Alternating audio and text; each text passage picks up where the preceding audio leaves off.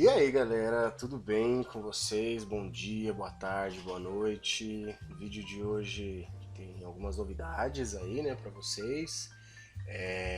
Primeiro, agora vocês conseguem me ver, né? Tô conseguindo usar a câmera do meu celular como webcam, enfim, tá? Acho que vai ficar legal. E queria inclusive que quem assistisse o vídeo comentasse lá no link do YouTube se a imagem ficou boa, se o áudio está sincronizado com a imagem que vocês estão vendo, tá? Tô com cara de gamer agora, né? Esse fone enorme. Mas enfim. E a outra novidade, se você reparar, ó, tem um sonzinho de fundo na aula. Esse negócio de ficar só ouvindo minha voz, acho que fica um pouco monótono demais, então botei uma musiquinha de fundo para vocês, tá bom? Espero que vocês gostem da ideia. Queria que vocês também comentassem se o volume da música tá bom, se tá atrapalhando a aula, se não tá, enfim. É isso, tá bom? Muito bem, tema de hoje, primeiro reinado. A gente vai começar a falar, portanto, do período monárquico da nossa história, tá? Essa aula é dividida em duas partes, uma aula densa, a gente tem bastante coisa para conversar, tá bom? Mas é uma aula importante para a gente começar a compreender a construção do Estado brasileiro, portanto, a construção do nosso país enquanto nação independente, tá bom? Muito bem, para começar, quero que vocês olhem aí a bandeira monárquica, né? Essa foi a primeira bandeira que o Brasil teve enquanto país independente, né?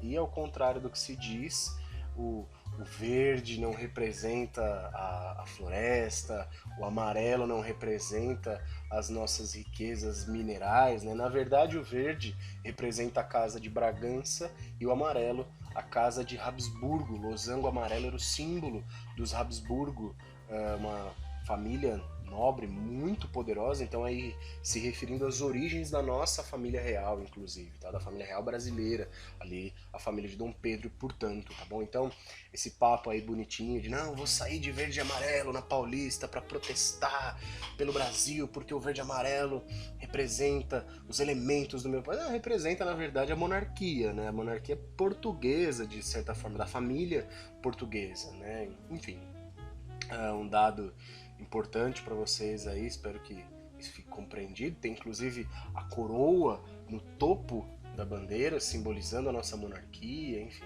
Então, uma questão simbólica importante pra gente, tá? Muito bem. Para a gente refrescar a nossa memória, vamos lembrar de alguns antecedentes importantes. O grande antecedente é o processo de independência, né? Lembrando, esse processo ele é feito numa aliança, né, entre as elites brasileiras, as nossas elites agrárias principalmente, e a figura de Dom Pedro. Né? Era filho de Dom João, regente, herdeiro do trono de Portugal, se alia a essas elites para fazer a independência do Brasil. O que faz com que o nosso processo seja relativamente pacífico no norte. Lembrando, tem alguns conflitos de tropas portuguesas que estavam aqui, que não aceitaram a independência, mas não há um conflito deflagrado pela nossa independência, como houve na América Espanhola, por exemplo. Isso não existe aqui, tá? E aí lembrar que a nossa independência ela tinha que ser pacífica, pelo menos aos olhos da nossa elite, justamente para conseguir manter a ordem econômica e social pré-existente, especialmente a escravidão e o modelo latifundiário agrário exportador, tá bom? Então são alguns pontos para a gente relembrar da nossa última aula sobre o Brasil, tá bom? Muito bem. A primeira coisa importante que um novo país precisa fazer é se construir, se pensar enquanto Estado, né? Construir, portanto, as suas bases institucionais, e isso normalmente é feito através de uma Constituição. Tá? Então a primeira necessidade que o Brasil tem, e aí os países, especialmente no século XIX, influenciados pelo liberalismo, etc., vão ter essa necessidade, o Brasil também, o Brasil vai começar a organizar a sua própria Constituição, tá bom? E aí trouxe uma definiçãozinha para vocês, para a gente relembrar o que é uma Constituição, né? Então, um conjunto de normas que regem um Estado, estabelecendo direitos e deveres de seus cidadãos. Deve ser formada por representantes do povo. Então, a Constituição é o pilar fundamental de uma sociedade, é onde vai se determinar como é que essa sociedade funciona, como é que se rege a sua economia, como é que se organiza socialmente, politicamente. Todas as leis do país têm que se fazer embasadas na Constituição, todos os códigos de leis embasados na Constituição também, tá? Então tem uma necessidade aí de se respeitar a Constituição, por isso que ele é um texto tão importante, válido para todo o território nacional, tá bom? E a gente vai começar a discutir o processo de construção da nossa primeira Constituição, tá? Muito bem. Em 1823 nós temos uma Assembleia Constituinte que já começou a se organizar em 22, mas em 23 é quando ela começa a trabalhar efetivamente, né? E nessa Assembleia Constituinte, se a gente teve até então uma aliança entre Dom Pedro e as elites agrárias em prol da nossa independência, a partir do momento em que se forma a Constituição, a coisa começa a mudar, né? Não há mais necessariamente essa aliança. A gente tem, de um lado, as elites agrárias organizadas em torno do chamado Partido Brasileiro, depois a gente vai falar exatamente o que é esse Partido Brasileiro. Elas defendiam, no geral, nessa Assembleia Constituinte, fazer uma Constituição que limitasse os poderes do imperador, tá? Que desse importância maior ao parlamento, que fizesse, portanto, o imperador ser subordinado ao parlamento, tá? E a gente tem, do outro lado, Dom Pedro I, nessa disputa, auxiliado pelo Partido Português, que a gente vai também falar depois o que é, e que a sua intenção era justamente o contrário, dar amplas atribuições à sua figura, né? Então, que se fizesse uma Constituição que lhe permitisse amplos poderes, que lhe atribuísse amplos poderes, tá? Então, primeira coisa que a gente tem que perceber, né? Existe uma divergência de interesses aqui. De novo, se até então havia uma unidade, né? Se Dom Pedro e as elites agrárias se uniram em torno da independência, essa união ficou para trás. O Brasil já é independente, né? Agora tem que se discutir um projeto de país, um projeto de Estado nacional. E nessa discussão, cada um está de um lado, né? Dom Pedro, obviamente, olhando para os seus próprios interesses, tá? Muito bem. Dom Pedro é imperador, comanda as tropas do país e, percebendo que o primeiro texto constitucional que se organizava, né, inclusive que era chamado aí de Constituição da Mandioca, né, não pelo que você pensou, porque você tem a mente poluída, mas porque se estabelecia um modelo de voto baseado numa quantidade produtiva de mandioca, né, de farinha de mandioca, enfim. Dom Pedro percebia que essa primeira Constituição limitaria os seus poderes, como era o interesse da Assembleia, dos deputados, enfim. E aí, no dia 12 de novembro de 1823, né, então no primeiro ano de efetiva organização dessa Assembleia, Dom Pedro dissolve a Assembleia, vai utilizar a força, né, soldados armados cercam e entram na Assembleia Constituinte e prendem, inclusive, deputados. O próprio José Bonifácio, um ícone da nossa história, e que vai ficar aí para você de sugestão de vídeo, né, você vai assistir um vídeo complementar sobre ele. Ele era ex-ministro de Dom Pedro, ele foi preso, né, depois volta para o Brasil, mas enfim, foi preso. O cara foi ex-ministro de Dom Pedro e foi preso, né. Isso mostra aí já de cara a ferocidade do imperador, né, a concentração de poderes do imperador, tá? Bom, ele fecha a Assembleia e ele monta um outro órgão, que era o Conselho de Estado, o órgão que teria a responsabilidade de fazer a Constituição a partir das suas vontades. No geral, a gente pode dizer, inclusive, que a Constituição que acabou se organizando por esse Conselho de Estado, ela se baseou no que já vinha sendo discutido na Assembleia Constituinte, né? Com a diferença, na verdade, que a partir de agora se atenderia às necessidades de Dom Pedro, tá? Então, especialmente de concentração de poderes na sua figura, tudo bem? No dia 25 de março de 1824, inclusive esse 25 de março é homenageado pela Rua 25 de Março, no centro de São Paulo, que você, como bom muambeiro ou muambeira, com certeza já foi comprar alguma coisa por lá, né? Dom Pedro outorga a nossa primeira Constituição. E essa expressão, outorga, significa que ele impõe a Constituição, né? Não há processo democrático de votação de uma Constituição. Tudo que está lá foi imposto pelo imperador, tá? Se ela tivesse sido votada, a expressão utilizada não seria outorga, e sim promulgação, né? Enfim, isso indica, portanto, um processo democrático. No nosso caso aqui, na Constituição de 1824, isso simplesmente não existe, tá? Bom, agora a gente precisa olhar para alguns aspectos aí da Constituição de 1824, tá? Se você ouvir um barulhinho, um ruído agora no vídeo, é que começou a chover, né? Como eu não estou gravando num estúdio, estou gravando aqui no escritório que eu tenho na minha casa, talvez esse ruído surja aí no seu áudio, né? Não tem isolamento acústico, mas acontece, tá? Acontece. Eu sou amador nesse ramo de vídeo ainda, tá?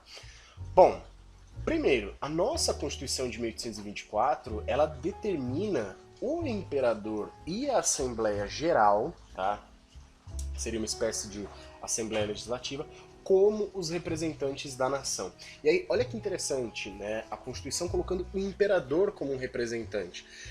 Interessante porque ele não é escolhido, ele é de caráter hereditário, né? Ele não sai do poder, né? A não ser que ele abdique, né? Fica aí um spoiler, né? Mas, enfim, então ele também é colocado pela Constituição como um representante da nação, tá? Outra característica importante, o governo brasileiro seria um governo unitário. O que isso significa? Os poderes se concentram no governo central. Seria o oposto, por exemplo, de um governo federalista, que é o modelo que você conhece, porque é o modelo que você vive, né, a partir da Constituição de 1988, que é a Constituição em vigor nesse momento. Estamos no ano de 2020, né, então é a Constituição em vigor nesse momento. Então, diferente do nosso caso, os poderes se concentram no governo central. Isso significa que as diferentes regiões do país, elas não têm autonomia. Elas se submetem, portanto, a esse governo. O território ele é dividido em províncias, a gente não chama isso de estado, né? E essas províncias são governadas por presidentes de província. E esses presidentes escolhidos pelo imperador. Portanto, o comando dessas províncias, ele vem de uma forma ou de outra diretamente do governo central. Não há autonomia, portanto. Tá? Então, se constrói um modelo de governo unitário. Tá? Isso é uma característica importante do Estado que se construía a partir da Constituição de 1824. Tá bom? Essa Constituição ela também garante liberdade de expressão, tá? Garante também direito à propriedade e ensino primário gratuito. E aí, esses três itens, né, esses três últimos itens, eles são interessantes para a gente perceber que, apesar do autoritarismo de Dom Pedro, né, apesar desse caráter centralizador, de certa forma, de Dom Pedro, há uma inspiração liberal. Né, há uma influência do liberalismo. Quando a gente fala de liberdade de expressão, de direito à propriedade, de ensino primário gratuito, isso vem do pensamento ilustrado, iluminista do século XVIII. Tá? Então, o século XIX, que é o século de consolidação dessas ideias, traz esse tipo de pensamento também para o Brasil. Tá? Então, apesar dessa centralização, nós temos, por outro lado, liberdade de expressão, direito à propriedade e ensino primário gratuito. Tá? Então, a gente tem uma mescla de características nessa nossa Constituição. Tudo bem? Muito bom. Bom, importante dizer também a respeito da cidadania, porque todos esses direitos que a gente acabou de comentar, eles são garantidos aos cidadãos brasileiros. Né? Agora, tem que se definir o que é o cidadão. Né? Ingênuos, ou seja, aqueles nascidos aqui no Brasil, e libertos. Né? Ingênuos e libertos nascidos no Brasil, aqueles que já são livres, né? E os que foram libertados, isso inclui os ex-escravos, né? Nascidos no Brasil, tudo bem? Os filhos de pai brasileiro, os ilegítimos de mãe brasileira nascidos no exterior que fixassem domicílio no Império. Né? Ou seja, você é de uma mãe brasileira, mas você nasceu fora, mas você mora no Brasil, você também tem direito à cidadania. E os filhos de pai brasileiro em serviço em país estrangeiro, diplomatas, enfim, ainda que não se estabelecessem no Brasil. E aí, olha o finalzinho que é interessante. Além de todos os nascidos em Portugal e suas possessões que residissem no país por ocasião da independência, ou seja, que residissem no Brasil no momento da independência. Óbvio, residissem e continuassem residindo. Não adianta ir embora depois e achar que vai continuar tendo cidadania brasileira. Tá? Então a ideia é agrupar aí pessoas que estivessem no Brasil, que tivessem algum tipo de ligação com o Brasil, nascidos aqui ou não. Tá? Então isso que é definido como cidadão na nossa Constituição. Repara que essa Constituição, essa definição de cidadão, ela não cita mulher.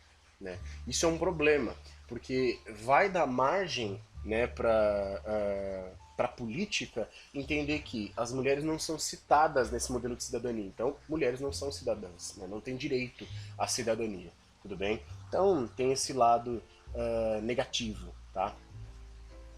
Bom, além disso, a gente tem um modelo eleitoral muito curioso na nossa Constituição, um modelo indireto, tá? Funciona da seguinte forma: a gente tem camadas de eleitores, né, definidos pela renda. Então, a gente tem um primeiro grupo que são chamados eleitores de paróquia, que está aí na sua tela, no slide, né, os eleitores de paróquia, que são pessoas que têm uma renda anual de 100 mil réis. Qual que é a questão? Por que é indireto? Né? Porque esses eleitores de paróquia, eles não vão votar diretamente nos candidatos à Assembleia Geral. Eles vão votar num outro grupo de eleitores, que seriam os eleitores de província, né? Que seriam pessoas com renda de 200 mil réis anuais. Ou seja, você tem um grupo inicial de pessoas que vão votar, né? A gente podia chamar até de votantes, né? Por que não? Então, um grupo de votantes que vão votar em eleitores, pessoas que, esses sim, os que a gente chamou de eleitores de província, né? Esses sim vão votar nos candidatos a algum cargo público, né?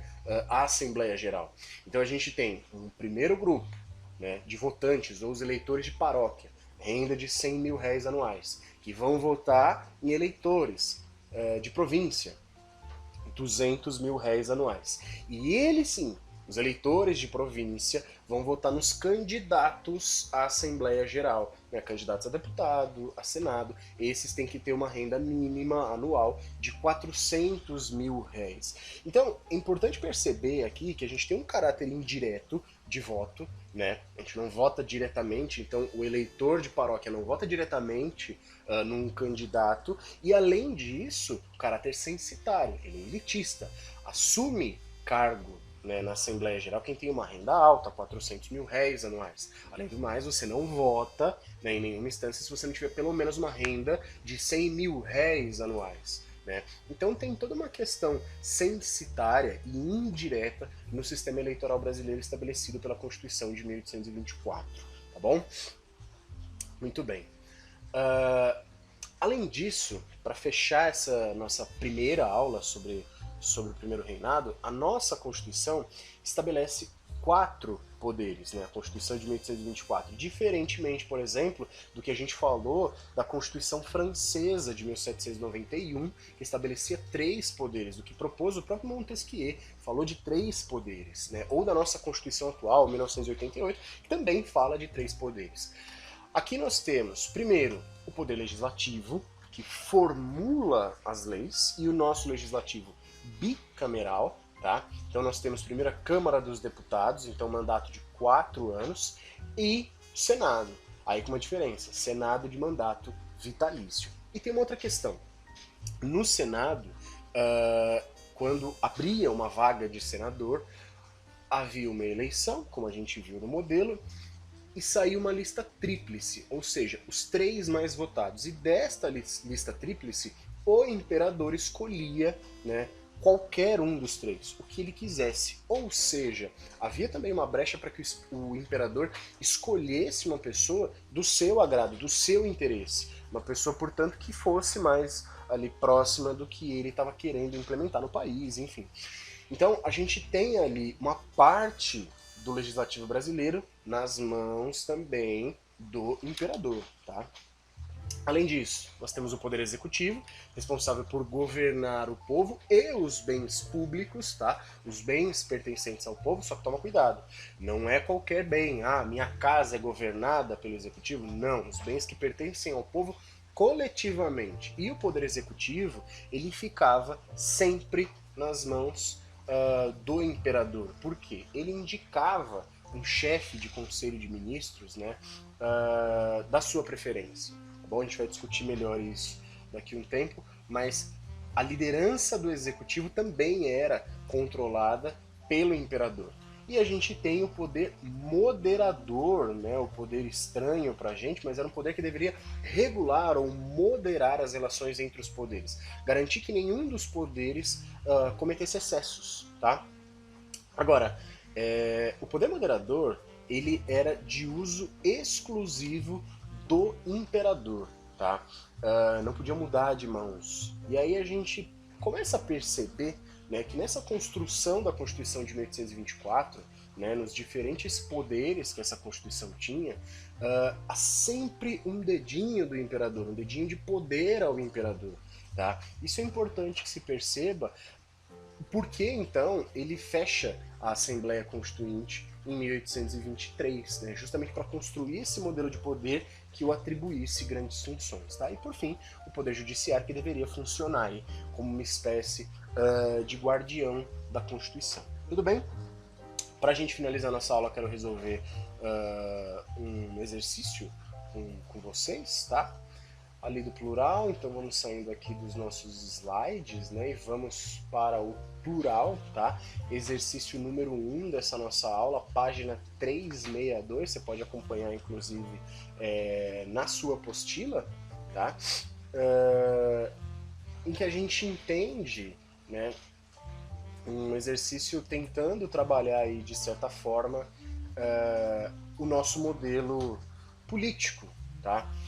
Então, o seguinte, exercício da Universidade Estadual do Rio Grande do Norte, né?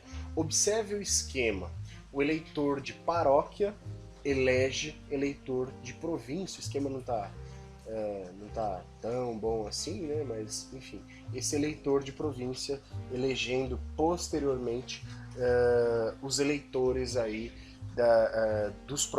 os eleitores não, desculpa, elegendo aí os que ocupariam os cargos na Assembleia Geral. Muito bem, a partir da análise do esquema e tendo em vista o contexto do Brasil no Primeiro Império, é possível classificar o voto naquele período como sendo, letra A, censitário? Ok, né? Isso já elimina o item B e o item D, porque o voto não era universal, o voto era censitário, dependia da renda. Amplo, indireto e restrito, ele não é amplo, ele tem limitações, né? Então, mulher não vai votar, escravo não vai votar, estrangeiro não vai votar, né? Sobra pra gente, portanto, item C, letra C, censitário, masculino, indireto, como eu falei para vocês, e em 2 graus. Então a gente tem uma divisão, né, dos eleitores de paróquia e dos eleitores de província, tudo bem?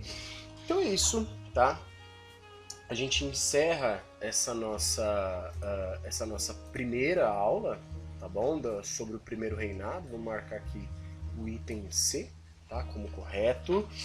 Fiquem atentos com as tarefas que vocês têm que realizar, tá bom? Tô deixando algumas coisinhas para vocês aí, tá? E nos vemos numa próxima aula. Não esqueçam de comentar se o vídeo, a qualidade da imagem, do áudio com o vídeo ficou bom, se a música de fundo tá muito alta, tá muito baixa. Espero que a chuva não tenha atrapalhado vocês nessa aula, tá? Mas é isso. Beijo pra vocês, bons estudos, espero ver todo mundo o mais rápido possível, que eu tô morrendo de saudade de dar aula pra vocês, tá bom? É nóis, falou!